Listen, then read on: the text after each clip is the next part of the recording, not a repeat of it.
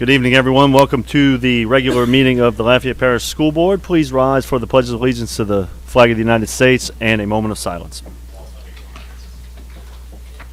I pledge allegiance to the flag of the United States of America and to the republic for which it stands, one nation, under God, indivisible, with liberty and justice for all.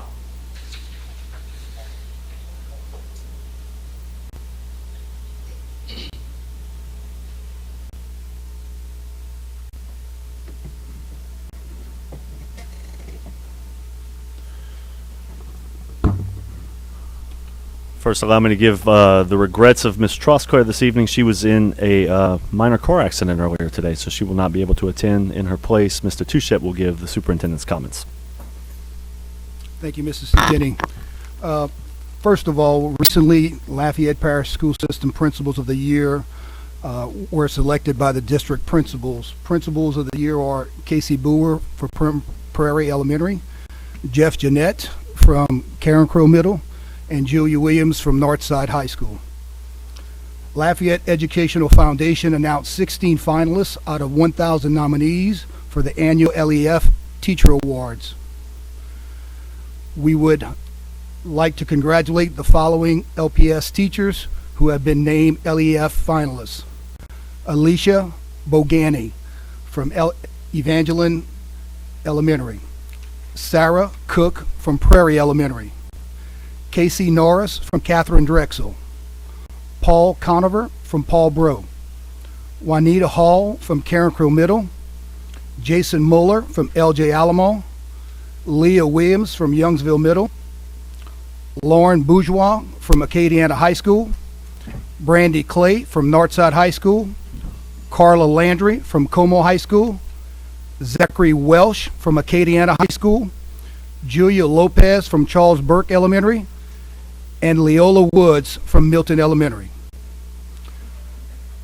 A special congratulations to Mr. Scotty Walker, band director of Lafayette High School, from being inducted into Louisiana Music Educators Association Hall of Fame that honors music educators who are recognized as being the most highly regarded professional leaders in music education in Louisiana. Last week, a letter was sent to all parents in the district stating that we are working with the Sheriff's Office to provide an educational series regarding information related to threats, terrorizing, and bullying. Our goal is to educate students about the seriousness of these actions and behavior.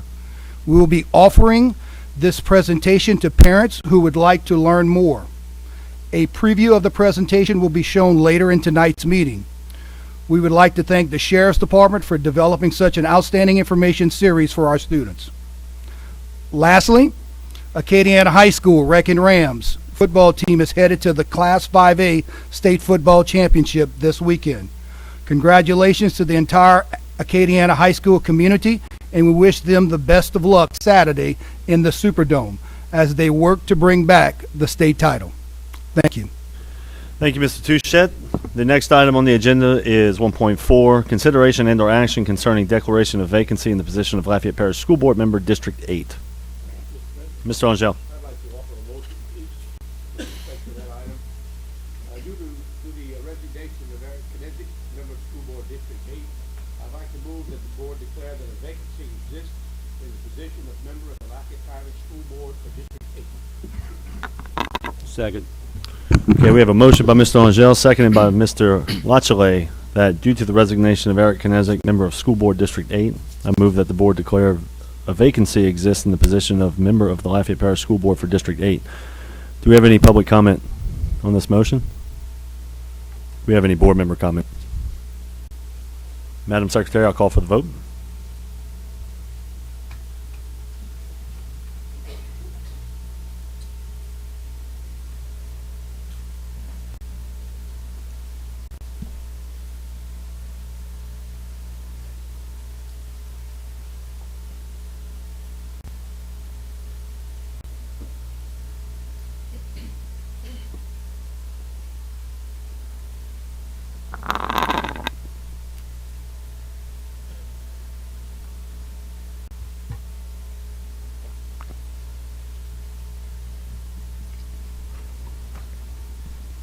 Seven for, none against.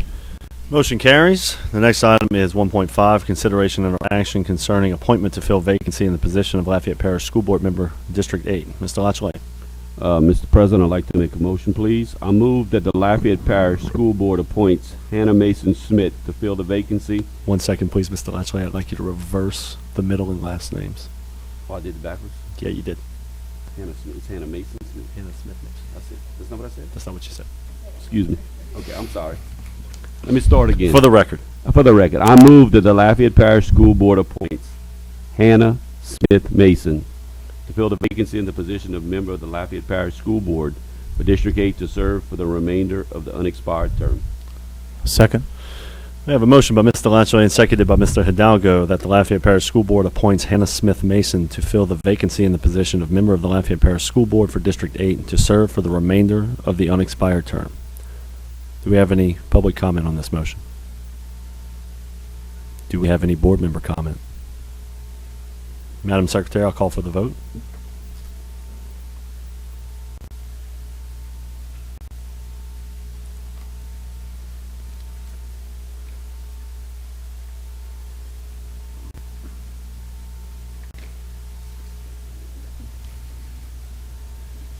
Seven for, none against. Motion carries. Congratulations, Ms. Mason. Mr. Perret, please come to the front.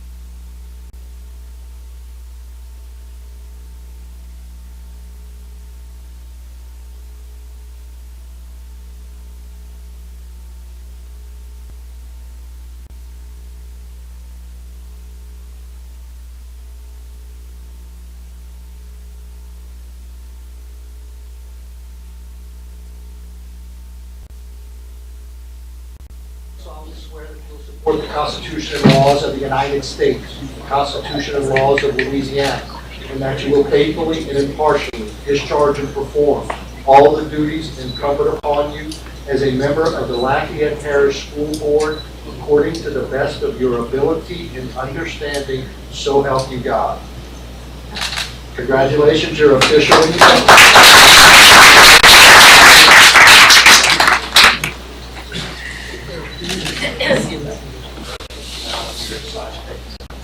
come over here to the side.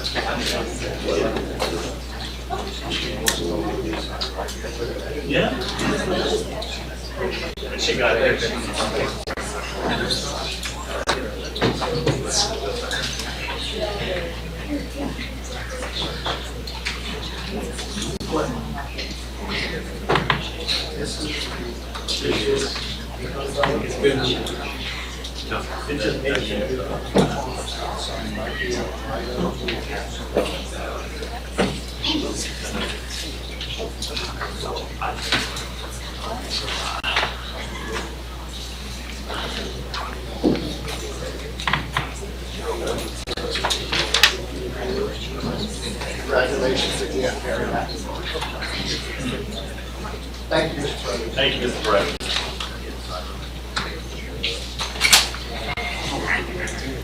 We'll send in all the paperwork.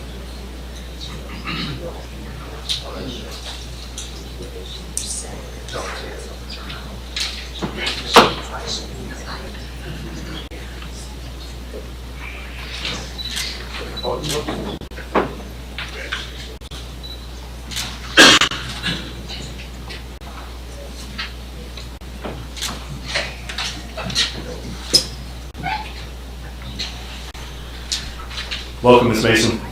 The next item on the agenda is an information item, 2.1, an education series presentation from the Lafayette Parish Sheriff's Office given by Sergeant Laverne.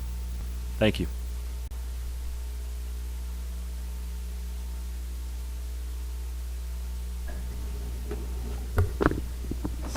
Come on now. Did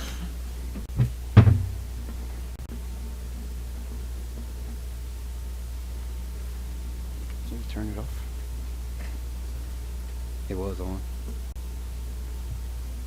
Maybe they turned it off. But it's on the desktop.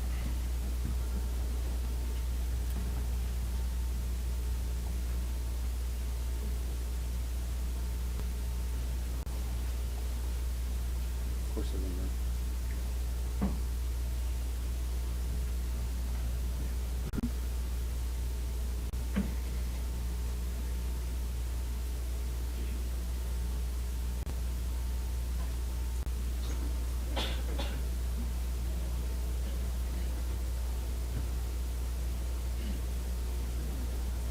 Yes, sir.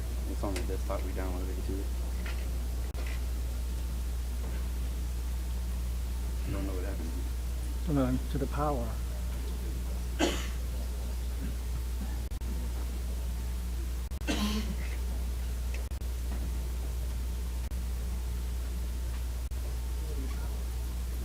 power shut off on it.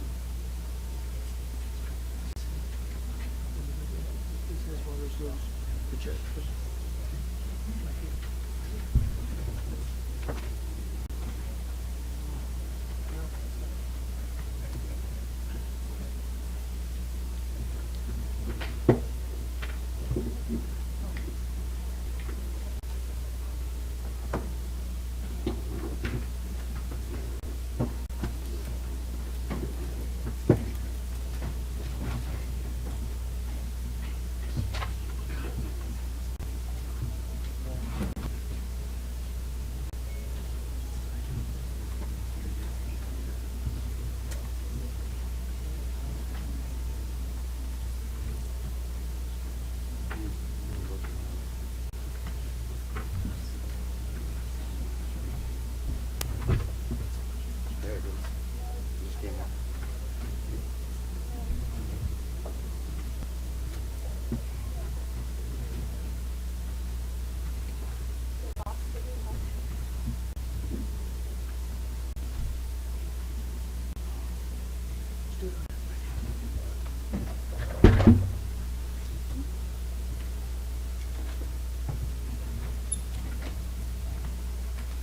It's disconnected.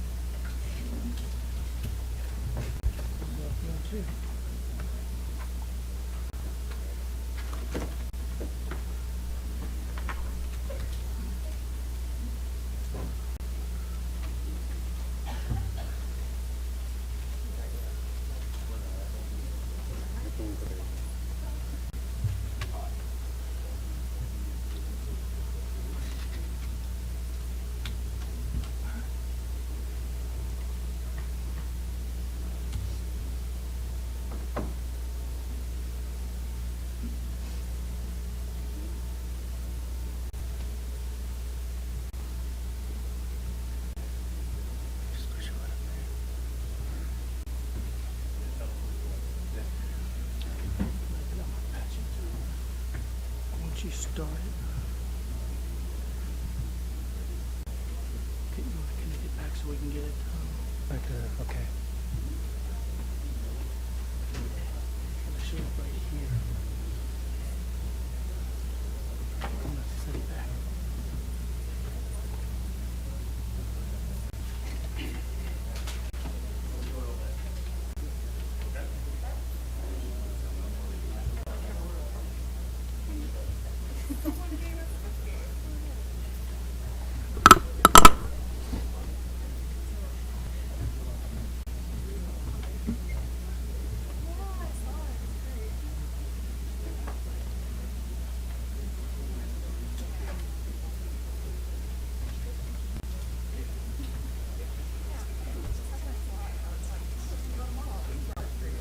The screen just went off. There it goes. It's up on the TV. We're good to go now. We're good. I'm gonna just look at it from right here, so we'll be fine. All right. I think we have our technical difficulties fixed.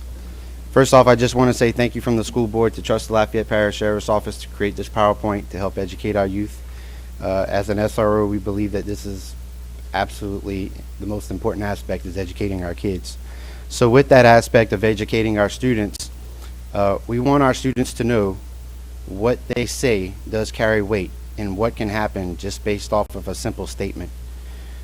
So with that, with such a broad educational level, we had to create two separate PowerPoints in which we did one for our elementary education and one for secondary education. So here we'll simply cover the secondary education first, where everything's going to be a little bit more straightforward for our high school and junior high kids. And basically we're going to flat out let them know what is the law of terrorizing, what they say can and will carry a lot of weight.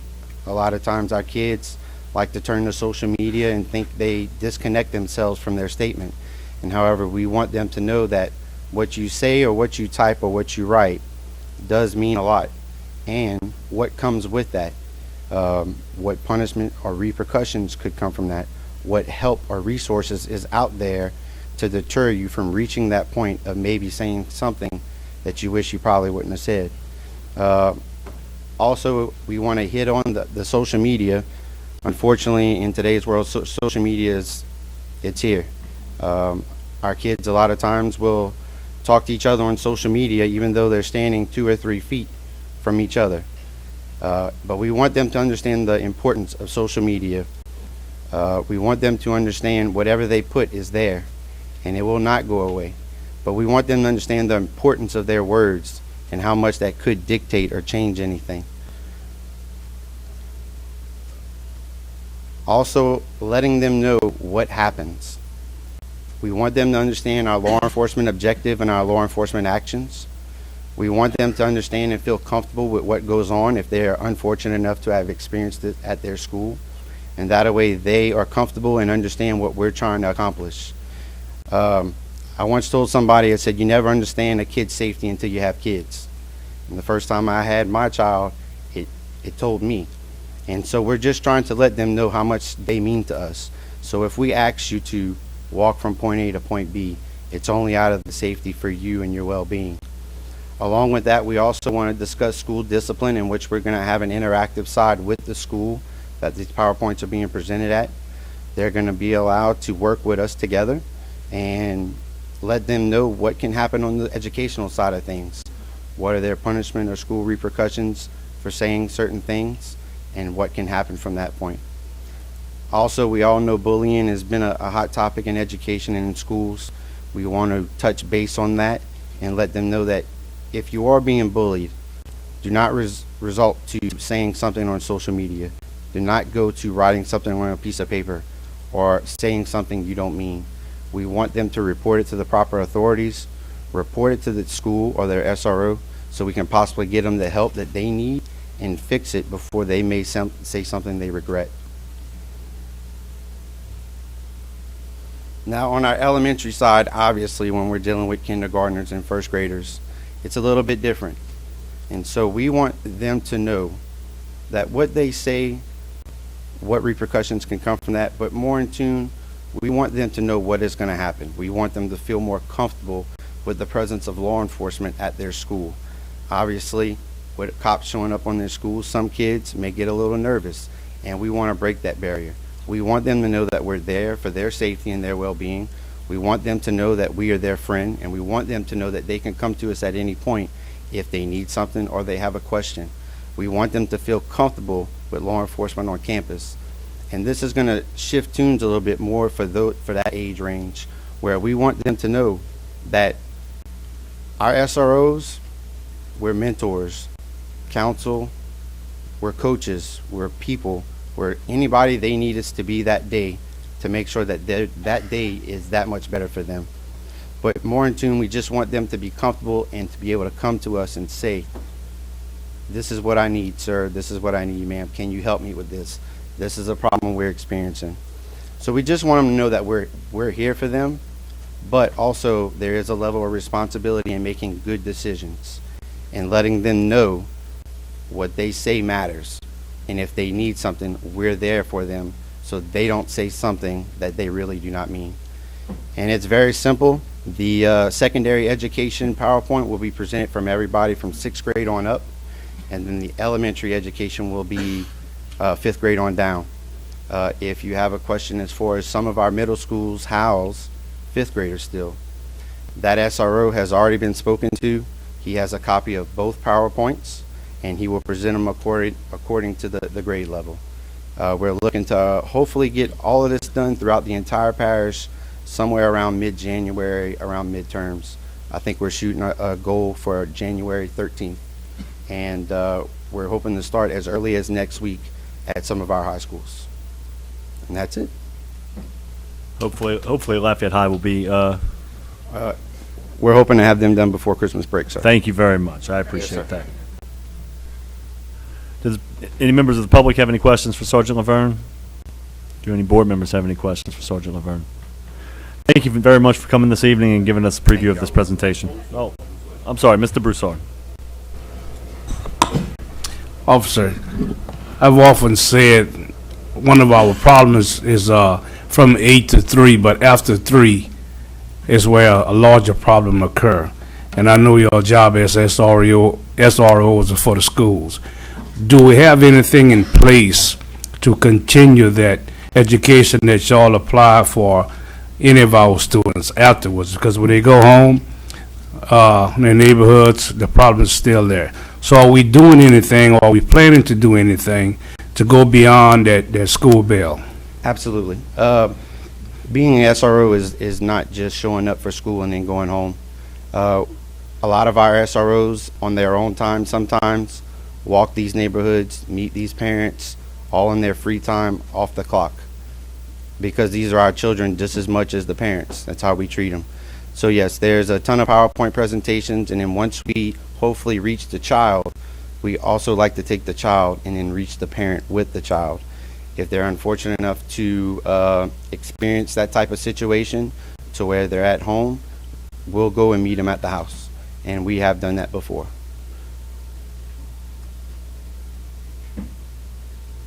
Thank you, Mr. Broussard. Thank you, Sergeant Laverne, very much. The next item on the agenda is 2.2, the Chevron Teacher of the Week Award. Dr. Rabelais.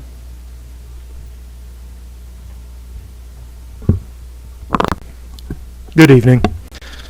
It is my honor and privilege to recognize Ms. Corinne Bodan as vocal teacher at BO Elementary as the recipient of the Chevron Teacher of the Week Award. She was recognized both on the field and in video played on the big screen during the Saints and Panthers game in the Mercedes-Benz Superdome. She was a music teacher at Ridge Elementary for 17 years, teaching pre-K through 5, and she currently teaches pre-K through 5th at Marshall BO Elementary. Ms. Bodan was most recently awarded LPSS Teacher of the Year in 2019, 2004, and was also LEF Teacher awarded for 2012 and 2017. Ms. Corinne, if you come forward, we have a certificate of recognition and would like to get a picture.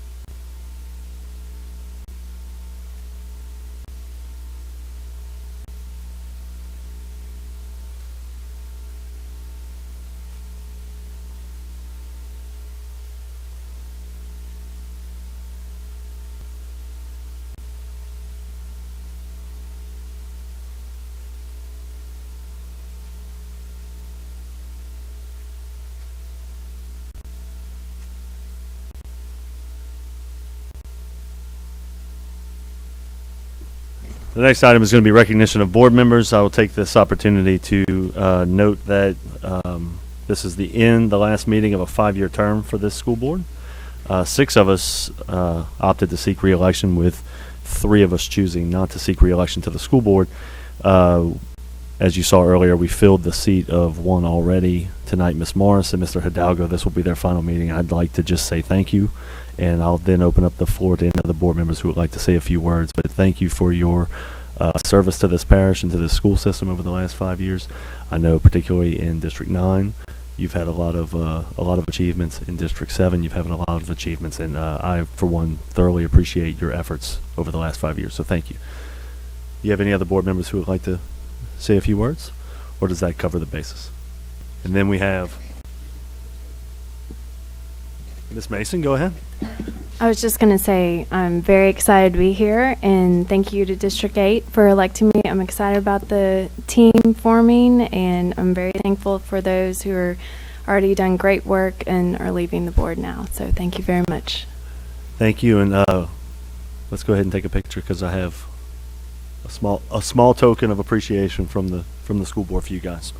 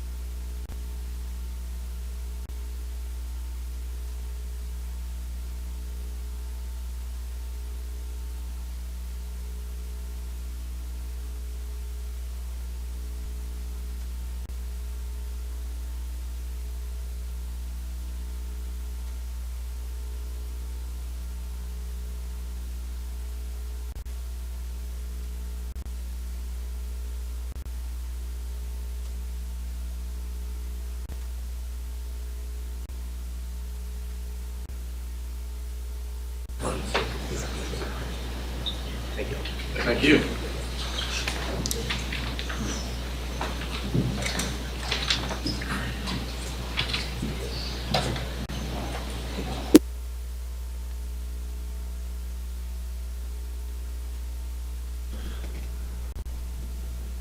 Dr. Chessel?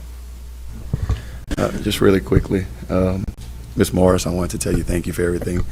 You and I have sat on the side of each other and and whispered and shared information, and I know this is pretty tough for you. You're not the sentimental type like I am, but I appreciate you. I've bounced so many things off of you, and we've asked each other, so what you think about that? What do you think about this? And I really appreciate everything from you. Mr. Hidalgo, I appreciate you, man. It's crazy to think that 5 years ago, people told me not to trust you. That's weird. Yeah. Justin can vouch for it. I was told when the elections were over, don't trust those 3 chamber boys. That's what I was told. I've shared that with them plenty of times. And those have been the number one people that I can count on. I can call Jeremy, bounce stuff off of him.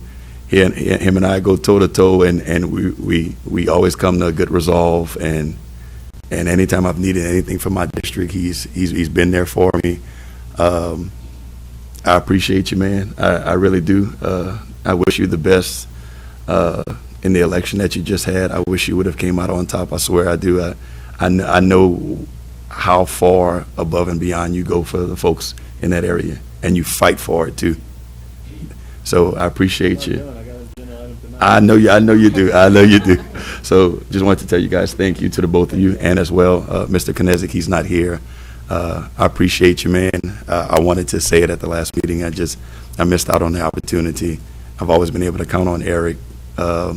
Anything I can hope for and wish for is just whatever we needed, he would just help us with. So just wanted to tell him thank you, and I love each and every one of you. And if you need me, just call me. Thank you, Dr. Chasson. Next item on the agenda is personnel changes for December 11, 2019. Ms. Thibodeau?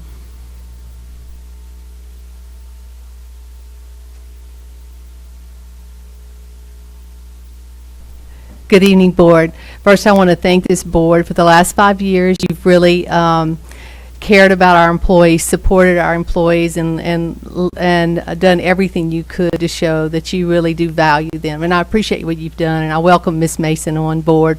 We're glad to have you as part of our family.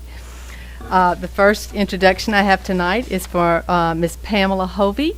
She is the assistant principal at Acadian Middle School. Ms. Hovey has earned a Bachelor of Science degree in Education from the University of Louisiana at Lafayette and a Master's of Education from the American College of Education. Ms. Hovey has had over 13 years of experience in education.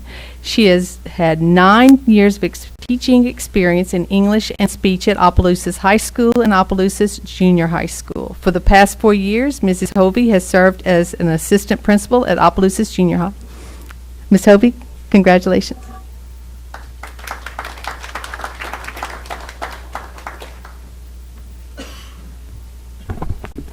Good evening. I just want to take a brief moment to thank the members of the hiring committee, Ms. Hebert, and the superintendent for the opportunity to join the Lafayette Parish School System as a member of the leadership team at Acadian Middle. I'm very eager and excited to hit the ground running there and really help the students grow and increase their academic success. Thank you.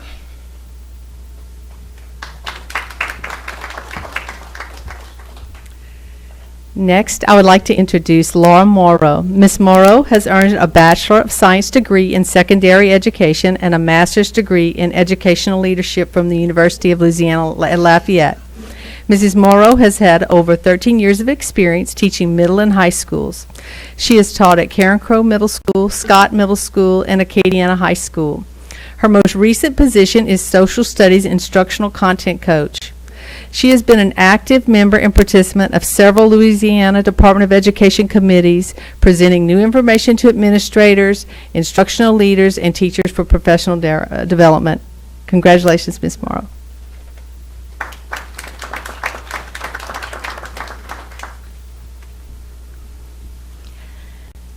I would like to thank the board and Superintendent Trosclair for this opportunity, and my husband, family, and friends for all of their support and encouragement. I would also like to thank Ms. Kathy Aloisio, Dr. Mark Robele, Mr. Brian Hebert, and Ms. Stephanie Reiners thank you so much for your continued support. And a special thanks to Ms. Janine LaFleur. Thank you so much for your guidance. You have been an amazing mentor. I've been so fortunate in my 16 years in the district to work with so many great teachers and staff, and I'm very excited to be joining the team at Scott Middle School. I'm thankful to Ms. Venus Waller for this opportunity, and I look forward to working with members of the community and the parents. I am very excited to be a part of helping all of the students at Scott Middle be successful. Thank you.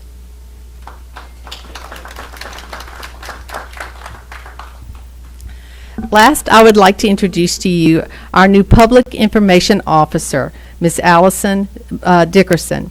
Ms. Dickerson joins us with over 20 years of experience in the field of marketing and communications. Mrs. Dickerson has worked in numerous public relations and marketing roles with organizations such as the United Way of Acadiana, BBR Creative Advertising Agency, and Lafayette Utility System, where she was the former public information specialist and business and marketing analyst. Most recently, she was employed as LADCO Director of Operations and Industry Relations. Mrs. Dickerson is very active in the community. She has served on the board of directors of the Acadiana Advertising Federation and is a member of PRAL, the Public Relations Association of Louisiana. She is an active member of the Junior League of Lafayette and former board member. She is a graduate of Leadership Lafayette Class 23 and is currently serving a 4-year term on their board of directors. Mrs. Dickerson is a proud graduate of Acadiana High School and UL Lafayette. She resides in Lafayette with her family. Her children attend Lafayette High School and David Thibodeau STEM Academy. Congratulations, Ms. Dickerson. Come on up, please.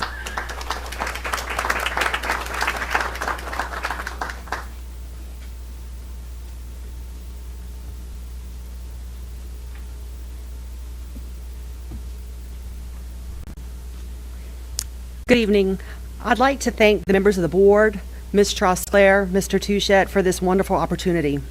As a communications professional, I was elated to hear about the creation of the Public Information Officer in our school system, and I was even more excited when I was chosen for the position and be able to serve the community in this capacity. As an active member of our community and a parent with children in the school system, I know firsthand of the amazing opportunities and programs that we have to offer.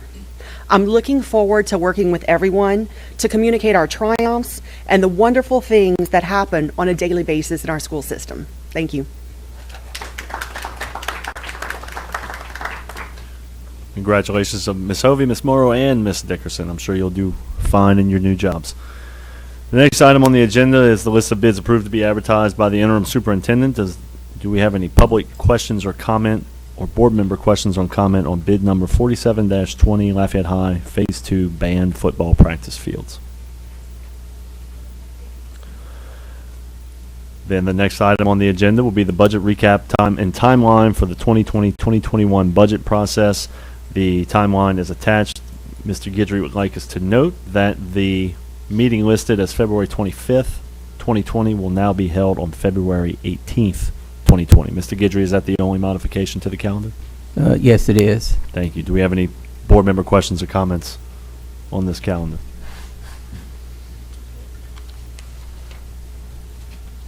Then at this time, I would accept a motion to go into executive session to discuss pending litigation.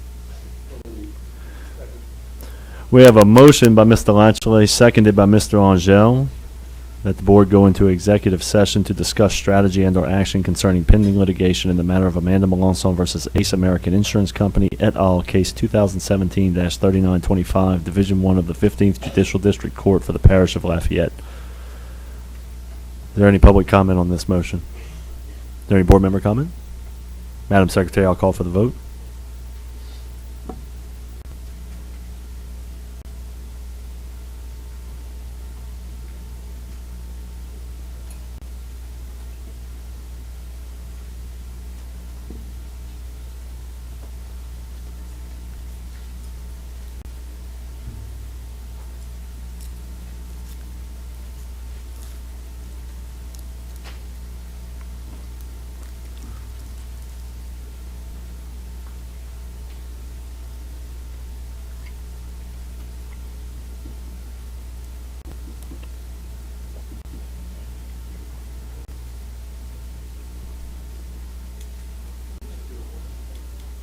All in favor? Aye. All opposed? Ayes have it.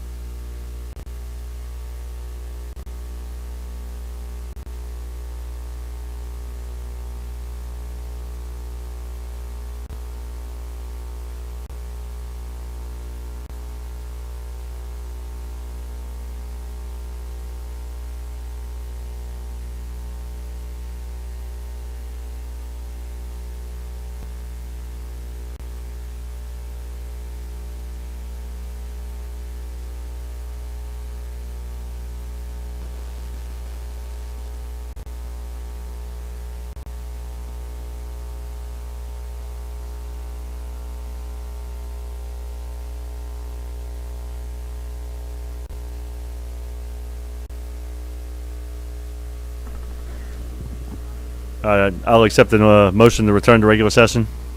So moved. We have a motion from Mr. Langele, seconded by Mr. Angel, that the board return to executive session. Any public comment on this motion? Any board member comment on this motion? Madam Secretary, I'll call for the vote.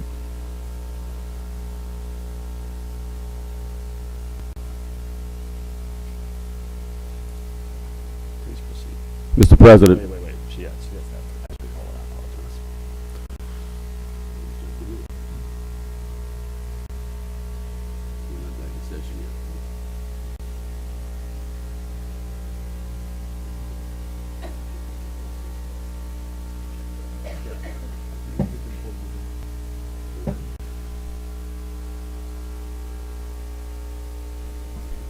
Nine for, none against. Motion carries. Mr. President, I'd like to make a motion that we accept council's recommendation. I have a motion from Mr. Langele, seconded by Ms. Morris. That the board accept council's recommendation. Any public comment on this motion? Any board member comment? Madam Secretary, I'll call for the vote.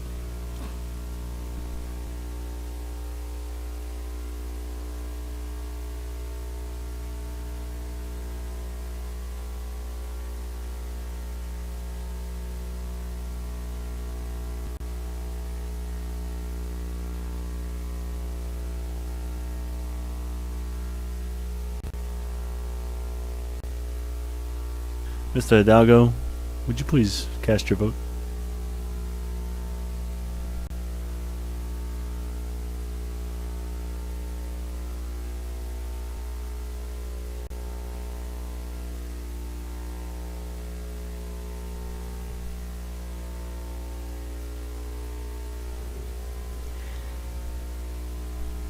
Eight for, one abstain. Motion carries. We will now move on to our consent agenda. Board members, I will read each agenda item on the consent agenda. If at any time you'd like to pull an item for further discussion, please say so at the appropriate time. Item number 1, action concerning amendment number 1 to the cooperative endeavor agreement with the Lafayette City Parish Consolidated Government concerning sheltered bus stops. Number 2, discussion and/or action concerning budget revision request for junior ROTC buildings at Acadiana High and Como High. Number 3, discussion and/or action concerning rejection of bids for Southside High School portable building relocations. Item number 4, discussion and/or action concerning USDA funding and portable buildings for Southside High School. Pull it. Item number 5, discussion and/or action concerning long-term use rental of facilities by Special Olympics of Louisiana. Number 6, concerning approval of requests for proposals for environmental consulting services. Number 7, concerning approval of budget revisions in the 2016 Construction Fund, Fund 58, and the 2019A Construction Fund, Fund 71. Number 8, concerning revision to approval of HVAC maintenance contract change order for fiscal year 1920. Number 9, declaration of surplus property at Acadia Middle, Catherine Drexel Elementary, Evangeline Elementary, Ridge Elementary, and Woodvale Elementary schools. I'm going to pull that one for further discussion myself. Number 10, concerning approval of bids for Scott Middle Cafeteria. Number 11, approval of RFP process for HVAC maintenance contract for 5-year contract. Number 12, the sales tax collection report for October 2019. Number 13, the grant fund summary for November 2019. Number 14, the budget to actual reports for November 2019. Number 15, the proposal recommendation for internet services. Pull that, please. Number 16, the proposal recommendation for wide area network services. Pull that, please. Number 17, payroll department staffing changes. Number 18, selection of election date to present renewal of a 5 mills ad valorem tax and related announcement for public meeting. We are going to pull that one because there does need to be a decision made on that. Number 19, the online auction of surplus equipment and supplies. I'm going to pull that one. And minutes of November 5th and 13th, 2019. We did not pull 17. Well, certainly we can.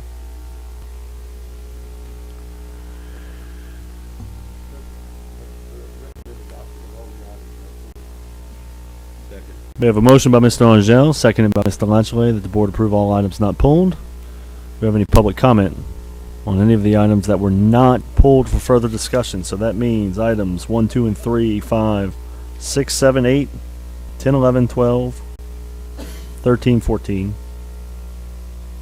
and 20. If you're here to speak about any of those agenda items, now is your opportunity. Is there any board member comment on these items? Madam Secretary, I'll call for the vote.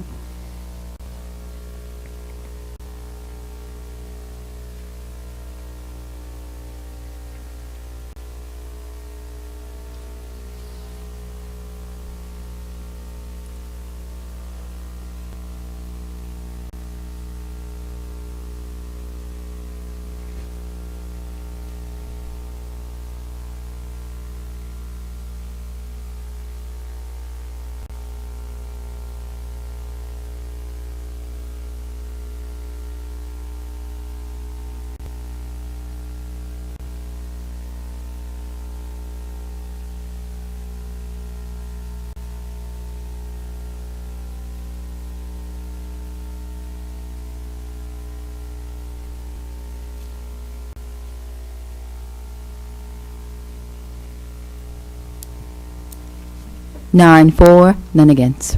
Motion carries. The first item pulled off the consent agenda is number 4, the discussion and/or action concerning USDA funding in portable buildings for Southside High School. Mr. Hidalgo. Yes, Mr. President. I move that the board approves the purchase and setup with USDA funding of 2 new portable double classroom buildings for Southside High School.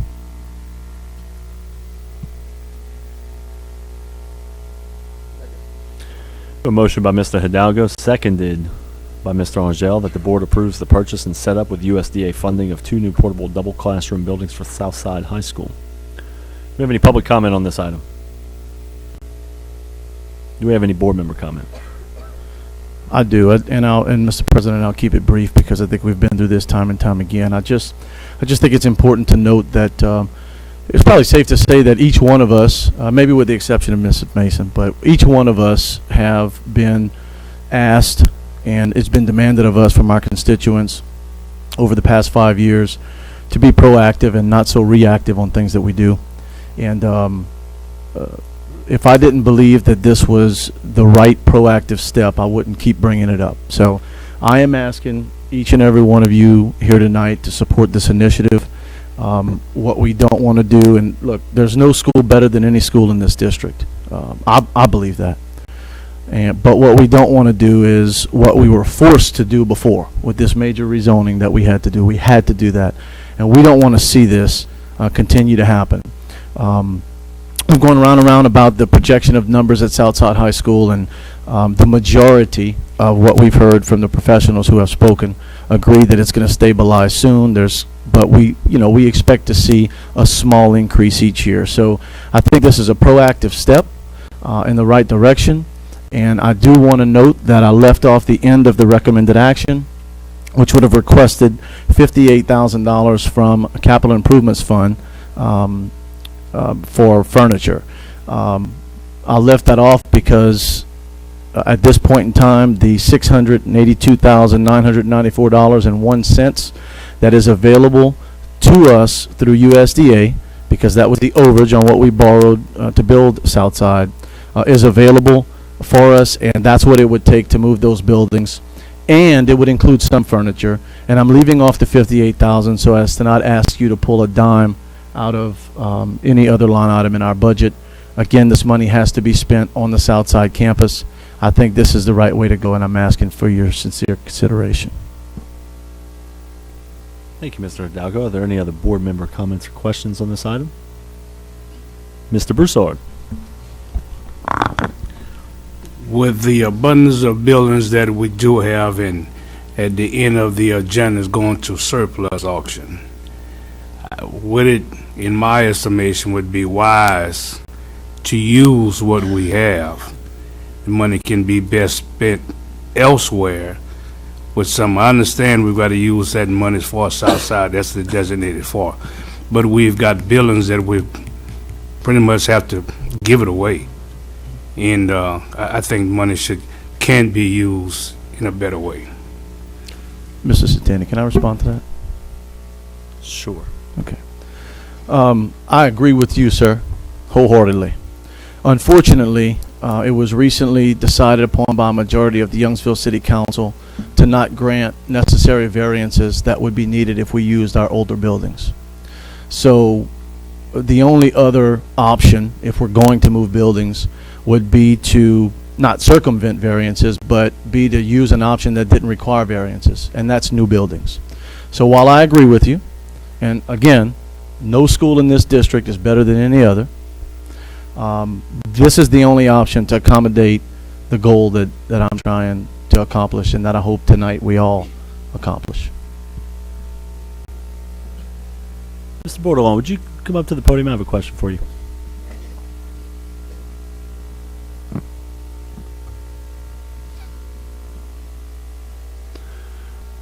What exact ordinance in Youngsville do we run afoul of with, for lack of a better term, used portable buildings? It's not one ordinance in particular, but there are several. I guess the one that probably stands out the most is that buildings cannot have metal siding. Any new building that is brought into the city limits of Youngsville has to have at least 51% of a siding that's something other than metal. Like, they don't want, I take it, my interpretation is that they don't want metal buildings for shopping centers.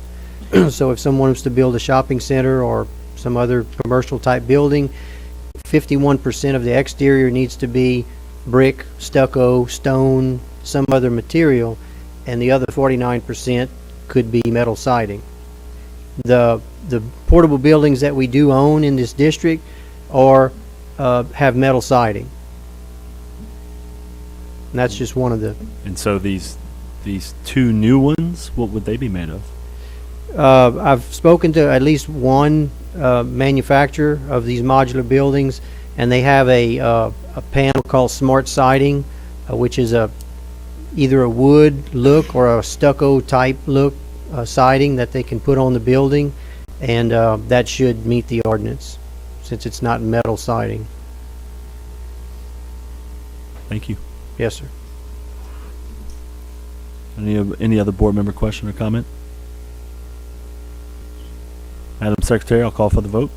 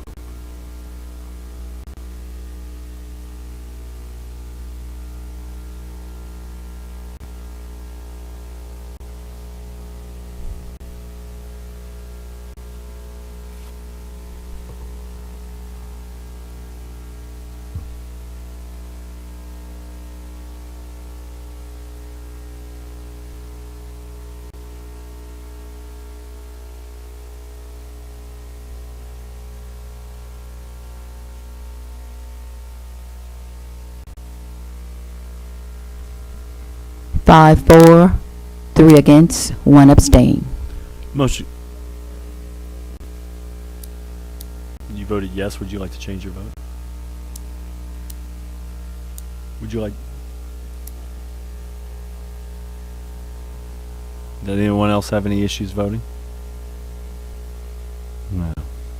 All right, motion carries. Next item is number 9.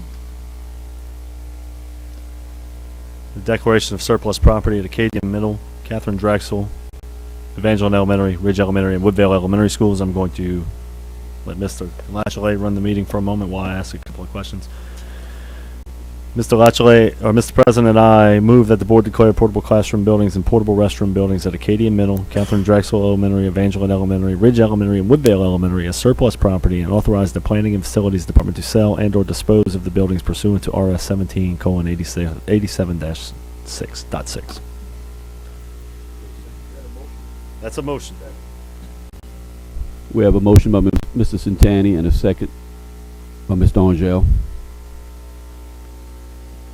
The discussion and or action concerning the declaration of surplus property at Acadian Middle, Catherine Drexel Elementary, Evangeline Elementary, Ridge Elementary, and Woodville Elementary. Is there any public comment on this motion? Any board member comment on this motion? Ms. Mason?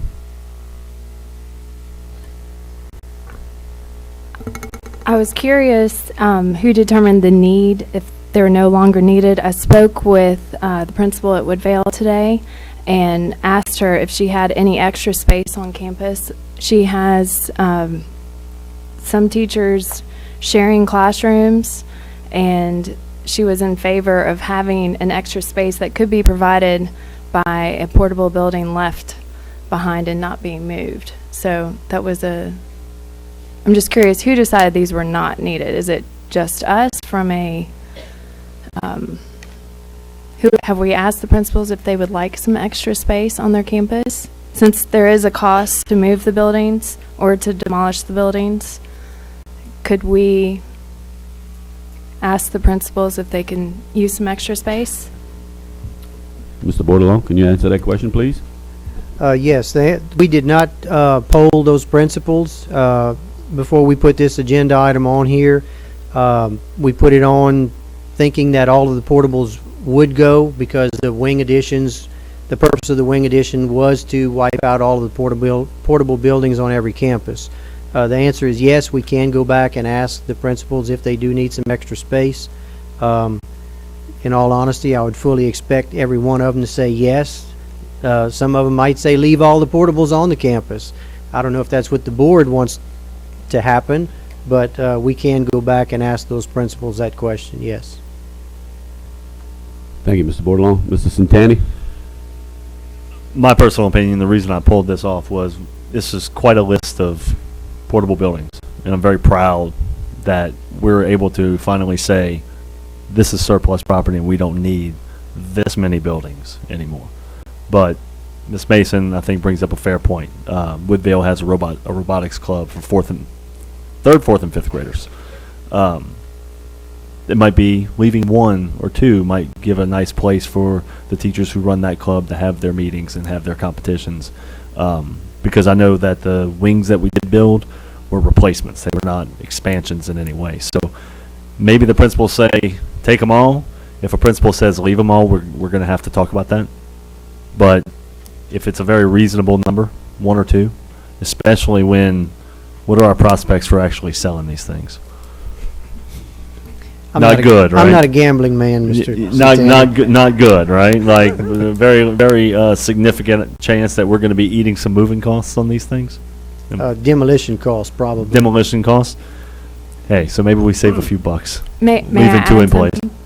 Can I add? He's in charge of the meeting. May I? Thank you. As a former PTC officer, we never had any place to meet whatsoever. We've met on the floor of the stage in the cafeteria and counted money on the floor. So we would love to have a designated space, especially at my children's school at Woodvale. I'm sure other parents across the parish would love for their volunteer activities not to be in a hallway or in another space that's not meant for a meeting. So, thank you. Ms. Donja, go ahead.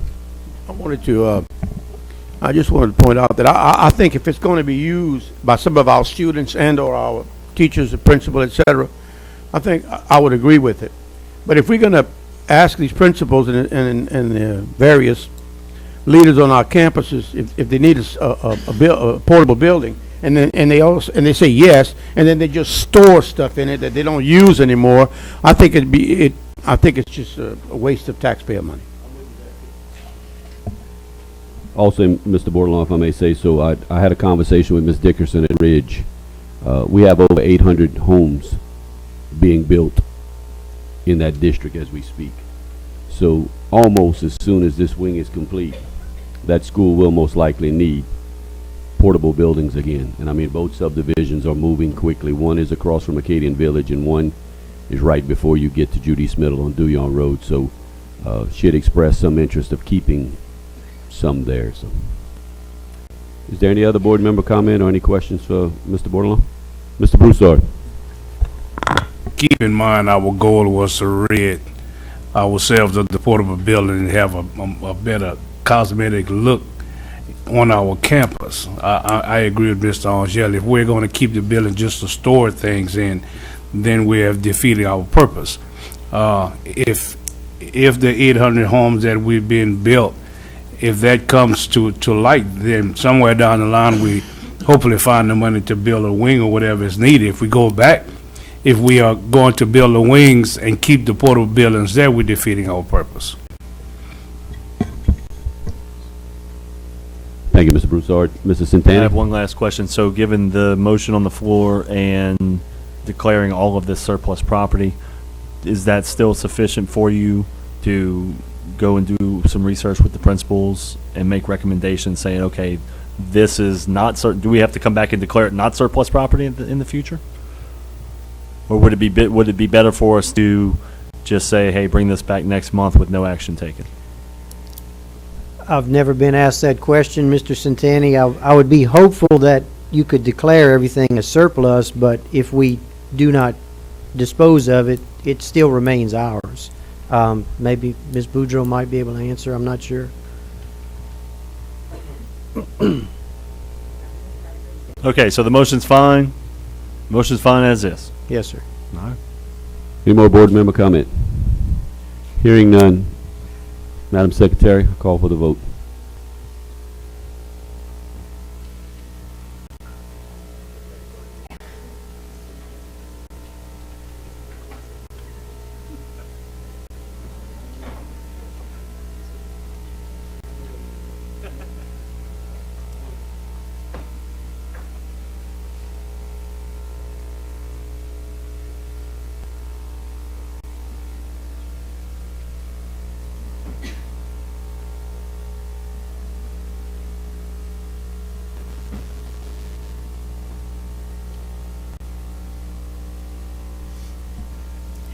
Eight for, one against. Motion carries. The next item is number 15, discussion and/or action concerning the proposal recommendation for internet services. I had asked Mr. Hidalgo to pull this item because we have a representative who would like to speak. So at this point, if anyone would like to make a motion.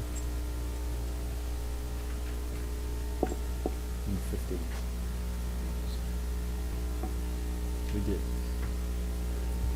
We got a little bit. Thank you, Mr. Angel, one second, sorry. please. Mr. Angel moves Okay. that the board awards RFP number 42-20 to Unity for Internet Services. Second. Seconded by Mr. Lachelet.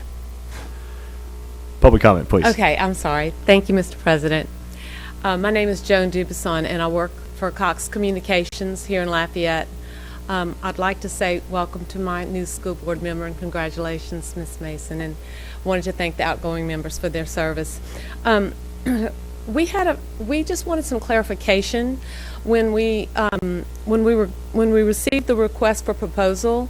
There was evaluation criteria, and the evaluation criteria was based on cost for requested service, vendor experience, and technical merit. And when we received the award, that technical merit seemed to have been broken down into 4 different categories: description of service, disruption of service, cost of future expanded service, and proposal for future expanded growth. We wanted some clarification as to why the criteria changed from the time that we received the RFP. And in addition to that, we're going to ask for some clarification on why we were dinged in some of the categories. I don't know if you wanted me to get into specifics of that or not. All right. Was this Mr. Spencer?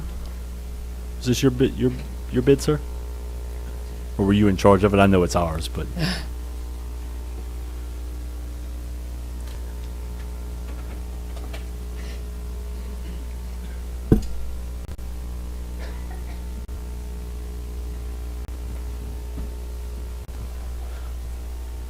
Mr. Centanni, I was not actually on the committee that did the evaluation, but I was in the room while it was going on, and I supervised the process.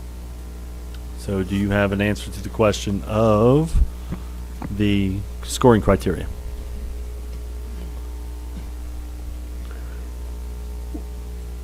The question I would have on this issue would be why the original version was published. Actually, the RFP itself says we could change those things as we did. I'm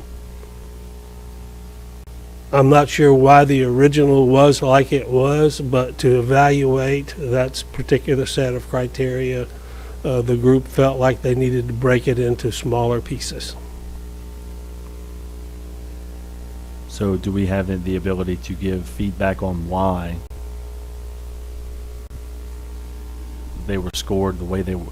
Like, I guess the lady is asking for what was the deficiency in their RFP? I wouldn't venture to try to answer that question without talking to the group of 5 folks that sat in and did the actual evaluation.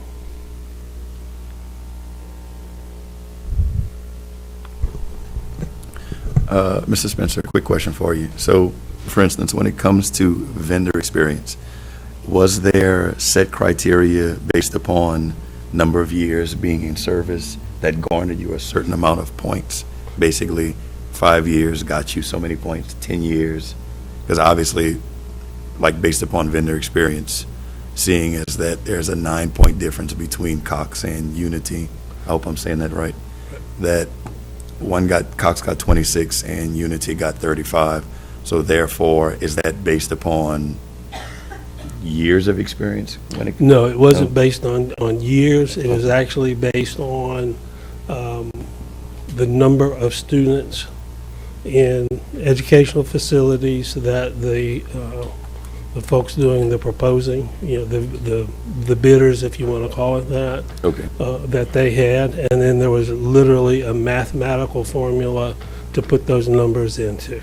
Okay, so basically Unity has more school systems underneath their On what they umbrella. reported on the proposal, yes, sir. Okay, gotcha. Okay, does that vendor experience also have to? Does it also include total overall business? Because it's one thing, internet is internet based upon internet, but whether it's a school that has it or 1,000 home suburb area, does that factor into that as well? I'm not trying to trip you up or anything, Mr. Spencer. I'm just curious to know. Was it strictly schools? It was schools only. Schools, okay. Yeah. Gotcha. And is there a physical description of those 4 categories that she's asking about as far as description of service, disruption of service? Is there an actual vocabulary definition of it? No, there wasn't a written definition of those items in the proposal. Okay. So for instance, when it comes to disruption of service, how would they classify disruption of service for them to be able to? I would have to get back with the group Okay. to specifically, do that. Like I say, I was in the room when this was going on, to be sure that it was handled in an appropriate manner, but I don't have that detail for you. I got you. And lastly, maybe you could answer this question for me. I've never heard of Unity. Where are they based out of? Unity is our local office right now, I think is in New Orleans. New Orleans. They're actually pretty much across the South. Unity actually is who's providing our wide area network service right now. Gotcha. Thank you, Mrs. Spencer. I appreciate it. Thank you, Dr. Chasson. Ms. Dubuisson, does that even remotely answer your questions? Yes, it does. I mean, we may have some questions after for why we were scored in certain categories, but I don't know that the Miss- element's opinion, so. Mrs. Spencer, would you please give a card to Ms. Dubuisson and try your best to answer her questions? Thank you very much. And so on the next item, I basically have the same question, so. And for the next item, we're not going to be able to answer those very well either? It would be the same questions. So. Okay. Okay, well, Mr. Spencer, would you please give your contact information to Ms. Dubuisson so she can get in touch with you and get an I have explanation? this- Yes, thank you. Thank you very much. Appreciate it. Thank you all very much. For what? Can this be deferred, Mr. Spencer? Can we approve this next month? I know we have to apply for E-rate funding and The folks that work with me and for me on this project are really nervous about meeting the timeline. I don't think it's a problem of, it's going to be the negotiations between the folks that we consult with and then going back and forth with Unity to get it wrapped up. I don't think there'll be a problem with Unity, but we have to use our consultant to be sure we're meeting all the criteria that the governments or the E-rate people are doing. So I would say, when's our next meeting? January 8th. No. Well, that went from I didn't think we were going to have a problem to a hard no, just real quick. Huh? I'd be concerned that January would be cutting it too. January was too much. I had in my mind that we were meeting in December. I was informed earlier, but that didn't stick with me. So in 2015, when this board was first elected, I remember we voted on this very RFP it was April or May, something like that. Why were we able to do it so late in the process then? I didn't have anything to do with it at that time, but I do know that the folks who handled it at that time were very much concerned that the date was so much earlier than it ever has been before. This year. So this is actually the timeline on the E-rate is what's So do we have a date, or do we just know that we're concerned? I have early March. We have to have a binding signed agreement in place to apply with the E-rate group.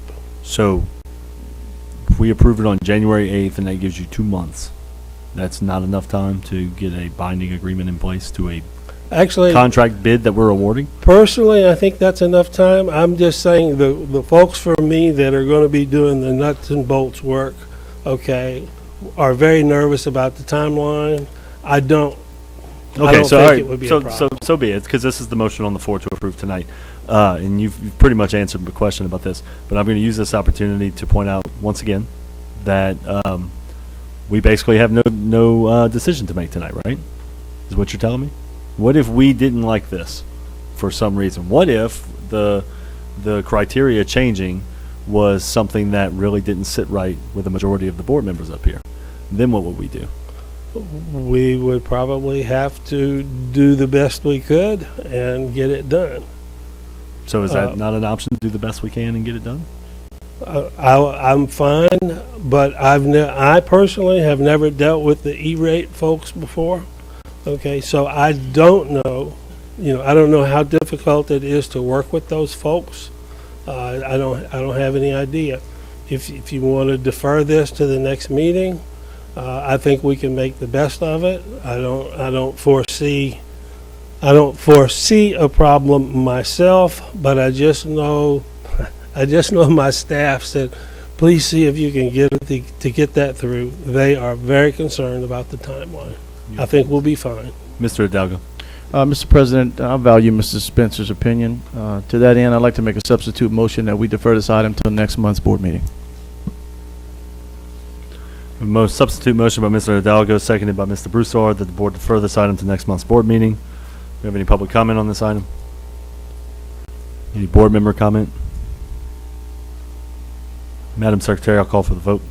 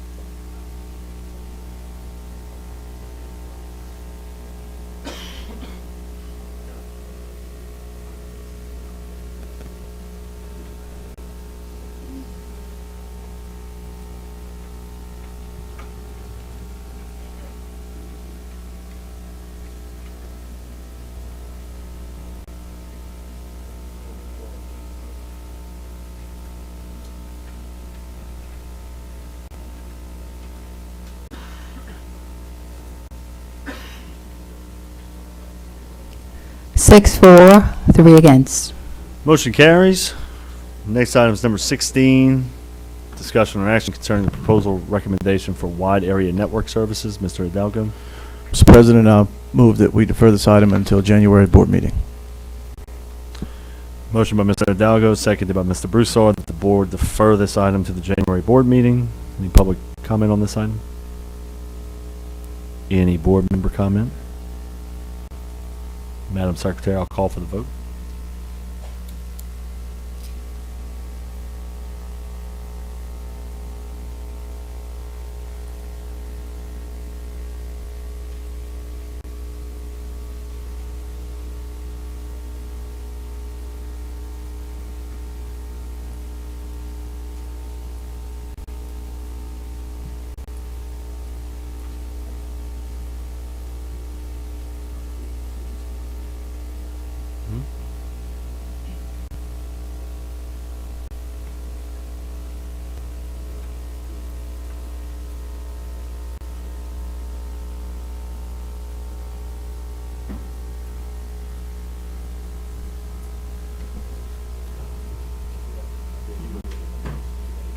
Six for, 3 against. Motion carries. Next item is number 17, discussion and/or action concerning payroll department staffing changes. Dr. Chesson. I'd like to make a motion to defer this item to the next board meeting. Defer it to the next board meeting. Motion by Dr. Chesson, seconded by Ms. Morris, that the board defer item number 17 to the January board meeting.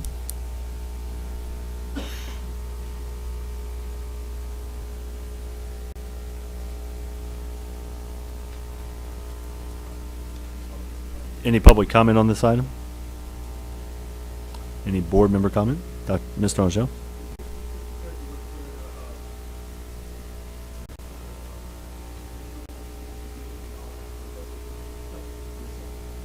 Then I'd like to make one.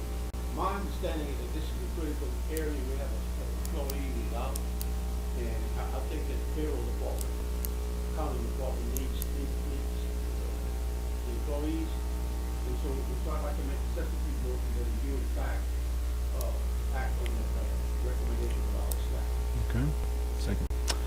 The substitute motion by Mr. Angel, seconded by Mr. Lachelet, that the board approves the addition of an accountant 2 position and the elimination of an account clerk 1 position and the addition of an account clerk 2 position in the payroll department and the related budget revisions as listed in the attached schedule. Do we have any public comment on this motion? Do we have any board member comment? Dr. Chesson.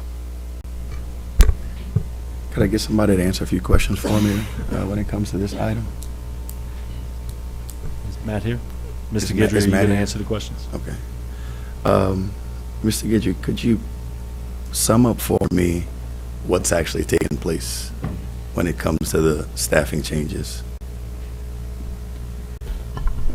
What we would have happening is we would be adding an accountant 2 position, and part of the thought process for that request, that portion of the request is that puts us in a position of beginning to cross-train someone for the payroll coordinator's position. So if we're ever in a position where that individual has to be out for an extended period of time, it doesn't put us in crisis mode. So that was part of the justification process when we were going through what our needs were. So that's one of the positions. With regards to the second portion of the request, we currently have an account clerk 1 position that we're looking at eliminating and creating an account clerk 2 position. And so basically, in that particular case, the individual who is account clerk 1 would become the account clerk 2 and would allow basically a reallocation of the individual who's going to be out for an extended period of time to this individual so that we can allocate some of our current payroll coordinator's responsibilities. More of a, that individual would be cross-training and learning the position of the individual who will be out for an extended period of time. So they're going to be working on two different facets of getting this addressed. So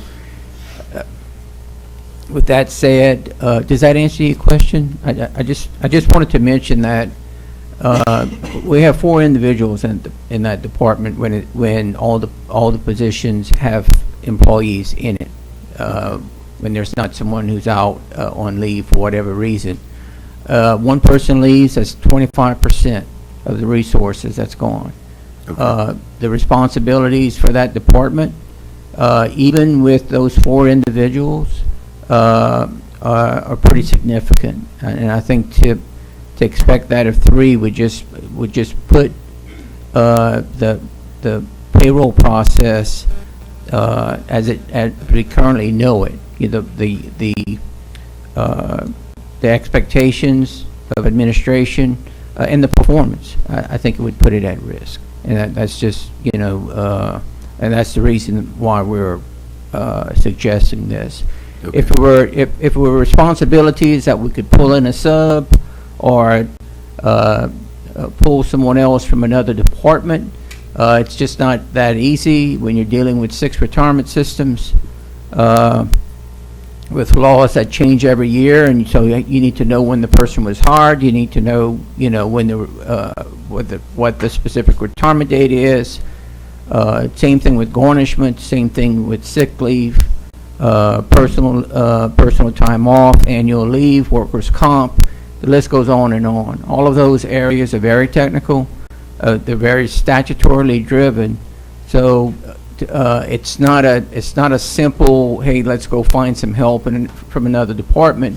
And then even if it were, you have to ask yourself, well, which other department do you go and find the help? Right now, if you look at budget and accounting, that's the place I would look.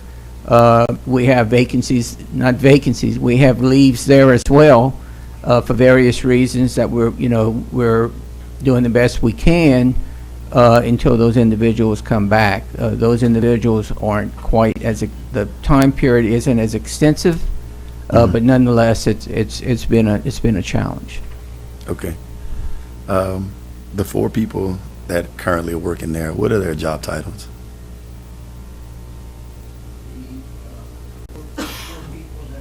The 4 people that are currently there would be payroll coordinator, Okay.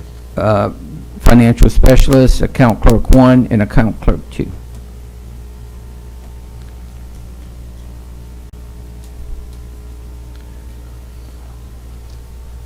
Clerk 1 and accounting clerk 2. So these individual positions, well, what you're basically requesting is to change their job titles to a higher position. So basically, the clerk 2, what does that go to? Or I want to get clarification as to what's being eliminated and what's being requested to move up. Well, we're proposing the addition of an accountant 2 position. Account 2 position. Accountant.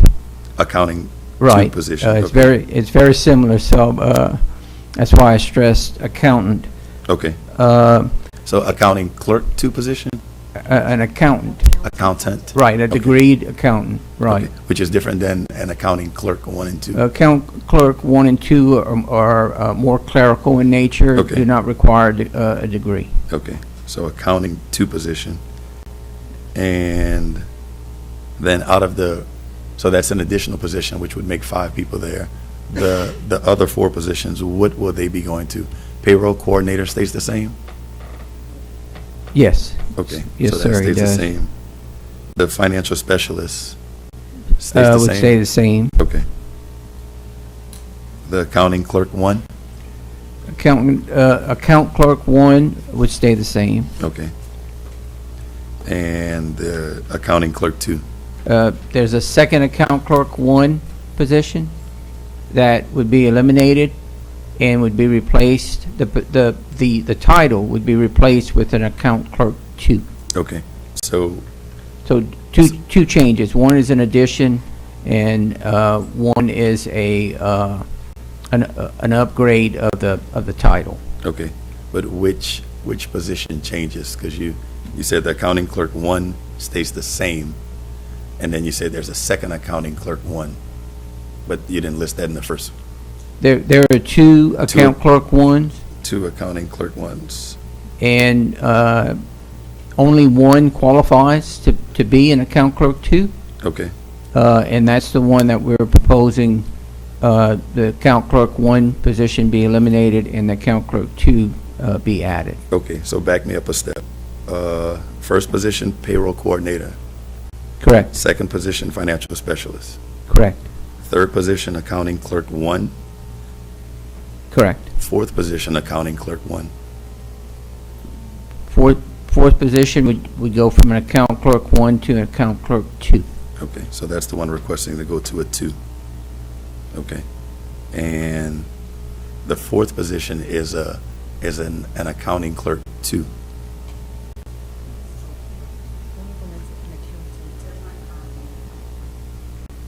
Okay, I just want to get clarification. So There are two account clerk 1s currently. 2 accounting clerk 1s currently. So initially the fourth position you listed, which was an accounting clerk 2, that doesn't exist right now? That's the position we're requesting to add, but we're also requesting to eliminate an account clerk 1 position. So we're going to add a clerk 2 and possibly eliminate a clerk 1 Well, we're position. proposing that we would eliminate Clerk 1 clerk position. 1. Okay. And then we're adding an accounting 2 position. An accountant 2 position, correct. Okay. And we've, the attachment indicates that with the changes just mentioned, if approved, and the additional budget reductions that are listed, this would have no budget impact on the bottom line. Okay. No impact to our budget on the bottom line. Okay. The accountant 2 salary and benefits with the remainder of the fiscal year 20 times the 50. Where do we get the $70,000 number for the accounting 2? Is that just an average of what we would hope someone's years of experience would come in to be like? We use 15 years. Okay. If it comes in less, then that number would decrease. Okay, and that'll be the addition to the budget if we can get someone in that position. Yes, sir. For what we currently are drawing out of that line item? For what? For what we're currently drawing out of that line item, technically speaking, out of the whole payroll department? Yes, we would look at adding that 35,374 that's on the attachment, half of that amount, since it's for only half of the school year. Okay. It would be from this point going forward. So, a question for you, Mr. Guidry. The accounting 2 position is what's actually being requested. That's the only thing being requested. So shouldn't the accounting clerk 1 that is going to a 2, wouldn't that just go through reclass? Or wouldn't that typically just go through reclass? We're looking at, one of the options we have is to eliminate a position and to create a new position. And with the superintendent's direction, if the superintendent so directs, an individual can be placed in the position, the new position. And that's the avenue we would take. We would look at taking the reclassification committee, and we've had some done this in this manner previously. This isn't a first-time occurrence. However, to answer your question, a second option would be the reclassification committee that you mentioned, that process. Chessel? Are you? Yeah, temporarily. Yes, sir. Okay. Mr. Angel? So, Mr. Guidry, you're telling us you really need 5 people in this position, ultimately? Well, at the end of the day, these 5 positions will get us through the end of the year. We will know more with regards to the leave that currently has been taken. Once we know what direction we're heading in, have a better idea, then if it's 5 positions, then we would come back with in the. Yeah, but Mr. Guidry, I'm not interested in what you're going to do if you come back. I'm interested in what we're talking about right now. Right. You'd like to have 5 working in that capacity. Am I correct? Ultimately. Yes. You currently have 4. Is that correct? We currently have 4 with one in the position. So you currently have 3 people working in an area that you need 5.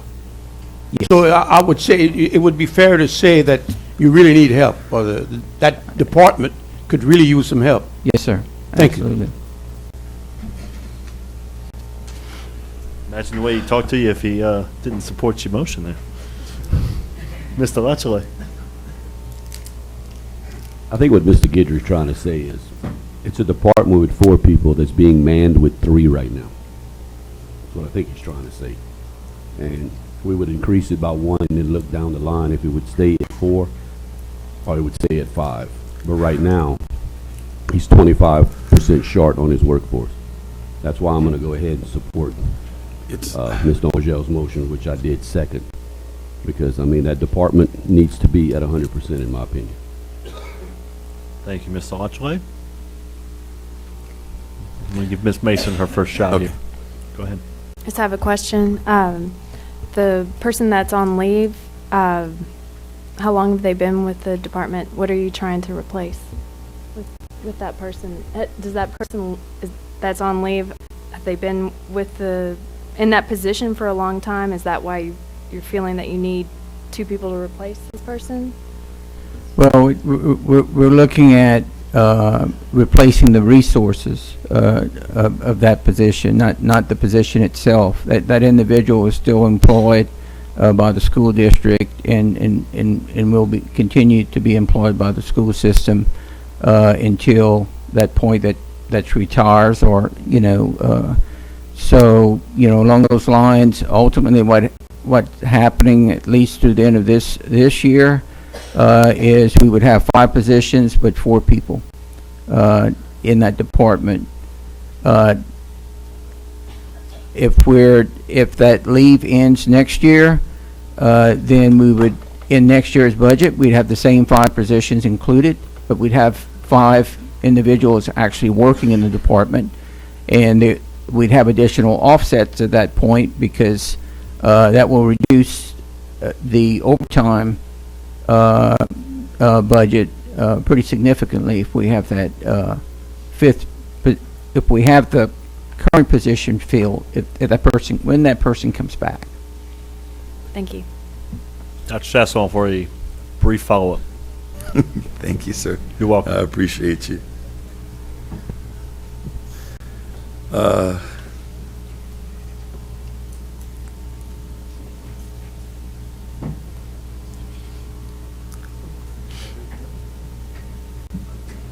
You're running out of time, Dr. Chasson.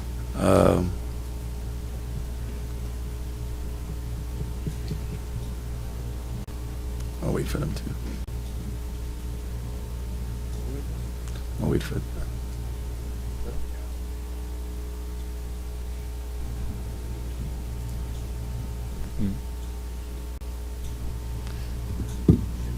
All right.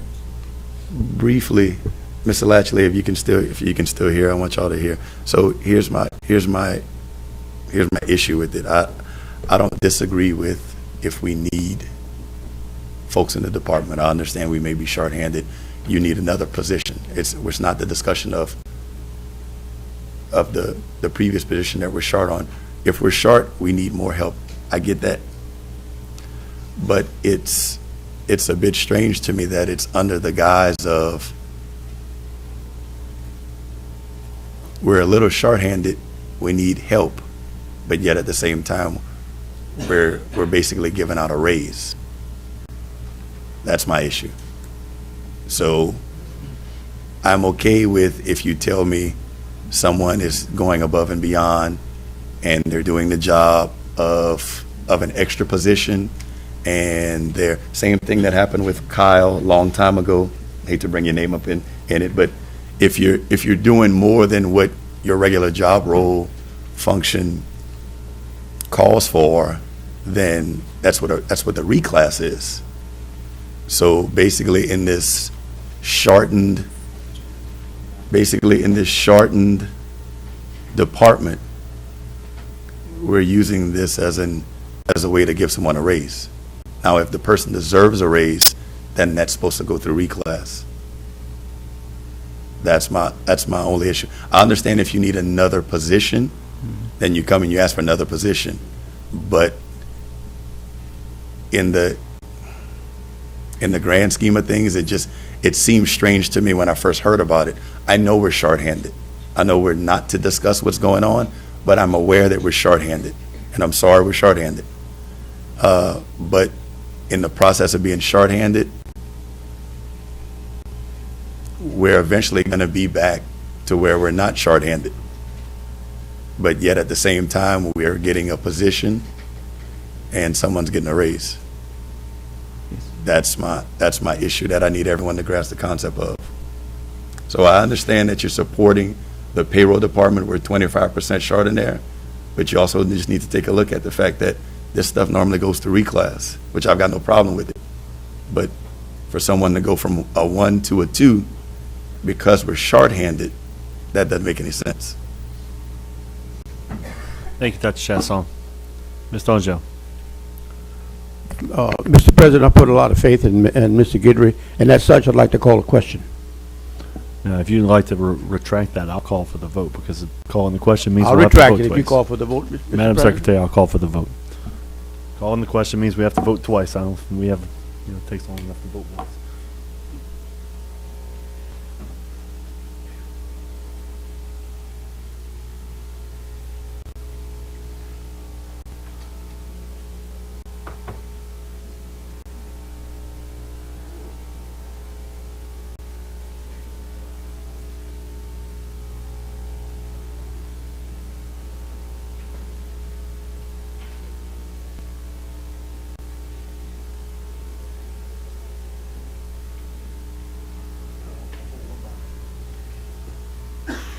Seven for, 2 against. Motion carries. Next item on the agenda is number 18, for which I will, 18 and 19.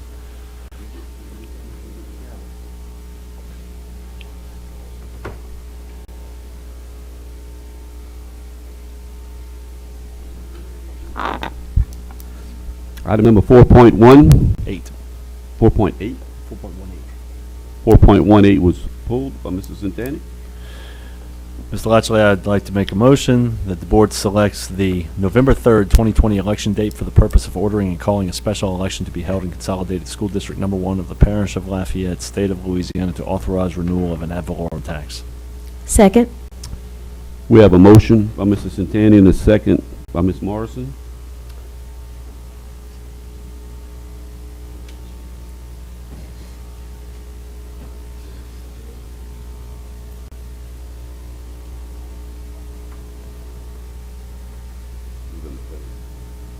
Okay, the motion is that the board selects the election date of November 3rd, 2020, selection date for the purpose of ordering and calling a special election to be held in Consolidated School District Number 1 of the Parish of Lafayette, State of Louisiana, to authorize renewal of an ad valorem tax. Is there any public discussion on this motion? Any board member? Mr. Guidry. Yes, I just wanted to recognize that Mr. Brennan Black with the bonding counsel firm, Foley Jadale, is here if the board members have any questions with regards to the election process or timeline. He drove in from New Orleans, so I wanted to acknowledge that and thank him for being with us this evening.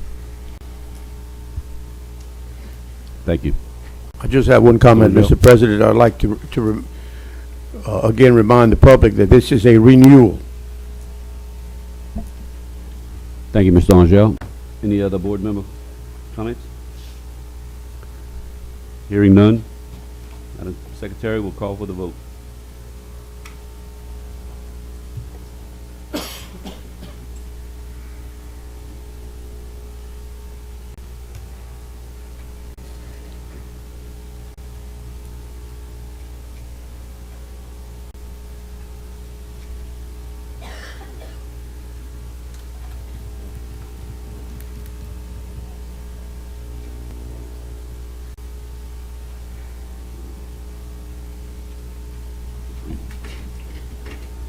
Nine for, none against.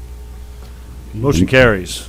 Next item, number 19, discussion and/or action concerning online auction of surplus equipment and supplies. Mr. Hotchelay.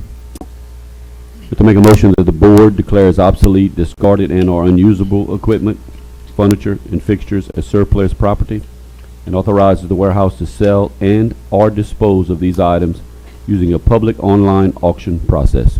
Second. A motion from Mr. Latchley, second by Ms. Morrison, that the board declares obsolete, discarded, and/or unusable equipment, furniture, and fixtures as surplus property, and authorizes the warehouse to sell and/or dispose of these items using a public online auction process. Is there any public comment on this motion? Is there any board member comment on this motion? Mr. Broussard. Just like to ask Mr. Bordelon or whoever, is it possible that one can actually see some of this? Because some of these pictures are strange. Is it possible that at some time we can, whoever wants to see it, can? How See, can people it's- look at this stuff? Yeah. What stuff? Online. That's bright. The stuff that we are supposedly auctioning online. How can they look at it online? We are trying to sell things. Certainly, we are providing images for people Other to see. than online, because some of them are sort of. Oh, like can they come to the warehouse and take a look Can at you it? actually see it? When we post it online, every item sold will be posted individually. Those are just general photos of items that will be sold at auction.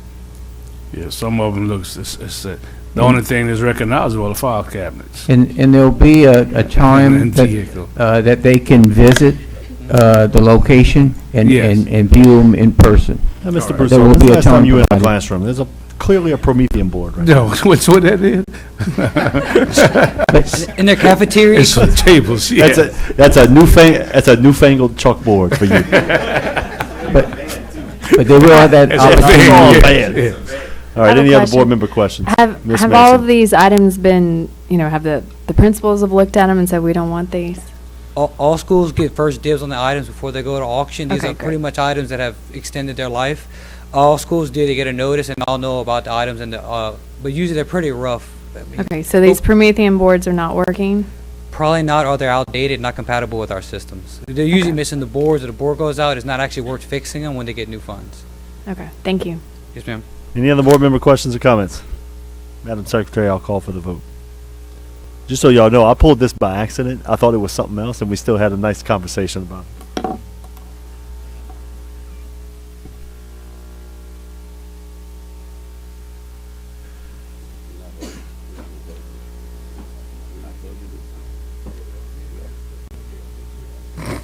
I don't know when's the last time you've been in a classroom, Mr. Broussard? Look right here. Look right here. That's the file cabinet. But like one of these. One of these is that's a fan. 9 for, none against. Motion carries. At this point, I'll recognize Mr. Hidalgo for a moment or two. Thank you, Mr. President. Yeah, moment of silence, yeah. Mr. Broussard, Mr. Angel, distinguished board member, Mr. Lachelet, Mr. Centani, Ms. Morris, and Dr. Chasson. I want to thank you all very much for this pretty cool token of appreciation here. It really means a lot to me. To say that my tenure on the school board over the past 5 years was rewarding is just a gross understatement. I mean, this was an amazing ride. You know, when I campaigned, when we all campaigned, we made promises. We do our best to keep them. You know, sometimes people don't remember the promises. A lot of times they do.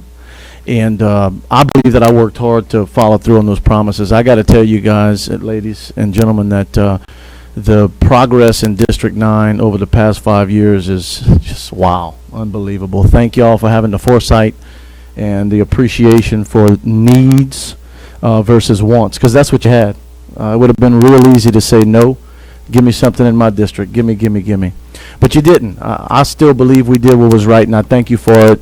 And we're a long ways from doing right across the entire district, but sometimes we got to prioritize, and we did that. So thank you so much for that. I also want to thank the former staff, and the current staff. It's been amazing to work with you, ladies and gentlemen. I know how I am to work with, and I accept that. And I really appreciate y'all for staying with me. That's right. I appreciate y'all's patience, understanding, and really always trying to do what needed to be done. I mean, you guys are successful. Thank you. And last but not least, the folks who sent me here. Thank you all. I hope that you're at the very least proud of what we've been able to accomplish with facilities and the academics in this school district. And we're only on the way up. Ms. Trosclair, Mr. Touchette, the list goes on and on. I don't want to name people individually, but because everyone deserves the recognition. But I want to thank the people who sent me here. It's been an awesome ride. I know that Dr. Aguilar is going to do a good job with this seat. I have no doubt, Ms. Mason, that you are going to blow it out of the park. And of course, Ms. LeBeau, if I've mispronounced her name, I apologize, is going to do a fantastic job as your replacement, Ms. Morris. So it's been a pleasure. Hopefully we can keep our friendships. We've had good argument. I know our attorney knows what that means. We've had good, solid debate and argument over the past 5 years. And even though it's very, very difficult to work with the distinguished board member, Mr. Lachelet, it's been a good ride, brother. So thank you all very much. It's been a pleasure. Go ahead, Ms. Morris. All right, I have a lot fewer words than Mr. Hidalgo. So first, I agree with everything that he said. The last 5 years have been extremely rewarding, but they've also been 5 of the hardest years that I've ever gone through. But one of the things that made it bearable was working with all of the individuals up here. It's been an honor and a privilege to meet and to work with every single one of these people up here on the board with me. I want to congratulate all of the new board members. I'm grateful to Kate LeBeau for running for my seat. And again, I just want to say thank you to everyone who put me here to allow me to serve, and thank you to all of you guys.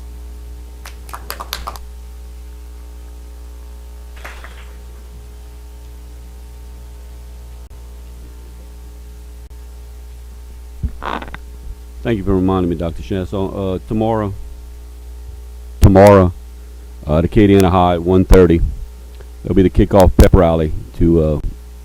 It's been state championship week, all preparation all week at Acadiana High.